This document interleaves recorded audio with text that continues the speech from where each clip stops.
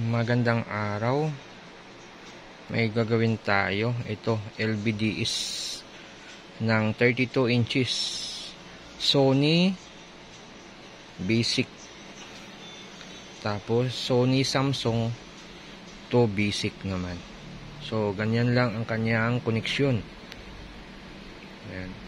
So ito, makikita nyo, ito yung basic na pin natin, mga pang LG. Yan. So apat na pin yan, 12 volts, tapos bakante, tapos dalawang pin ground, tapos bakante ulit, apat. Sunod niyan, yan yung signal natin, tapos ground, tapos signal ulit, ground, signal, ground, signal, ground, tapos signal. So yan yung koneksyon ng ating LG top board, yung input ng LVDS natin. Pagdating sa Sony, pag gusto mo siyang i-convert sa Sony, so ang magbabago lang dyan, itong 12 mo, connection dito, tapos yung ground mo, connection din dito.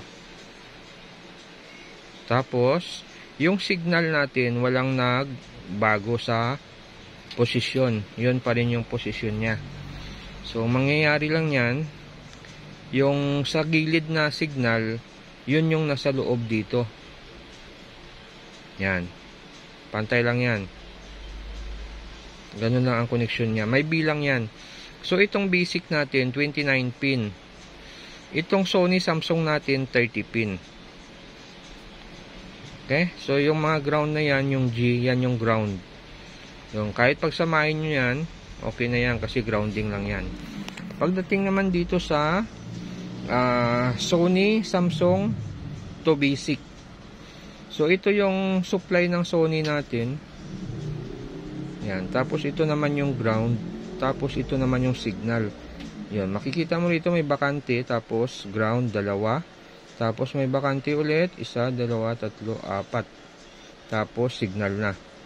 Ground, signal, ground, signal natin. Tapos ground, signal ulit. Ground, tapos signal ulit. So wala din nagbago dito na circuito. Ang nangyari lang dito, yung galing dito sa loob, papasok dito sa basic natin, sa labas na siya papasok. Yan, ganun din yan. Lahat ng G dito grounding. Tapos yung ground dito lilipat lang dito sa kabila. Tapos yung 12 natin or 5 volts natin lilipat din dito. Tapos may bilang din yan. Ito 29 pin ito. Ito naman 30 pin. Yan, may bilang din yan. Para pag gusto nyo mag-DIY, kung gusto nyo mag-convert ng panel basic to Samsung, Sony, pwede nyo siyang i-convert. Ito rin, mula sa basic, kung gusto nyong palitan ng panel ng Sony or Samsung na panel ang ikakabit nyo, so gagayahin nyo lang ito. Ito naman, kung ang Sony gusto nyong palitan ng basic na panel, gagayahin nyo lang ito. Yan, lahat yan, may function lahat ng mga guhit na yan. May bilang yan.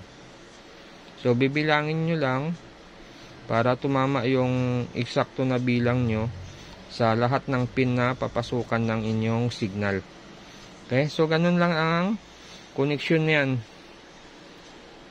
Basic to Sony, tapos Sony Samsung to basic. Yan, ganyan lang ang connection ng LVDS natin.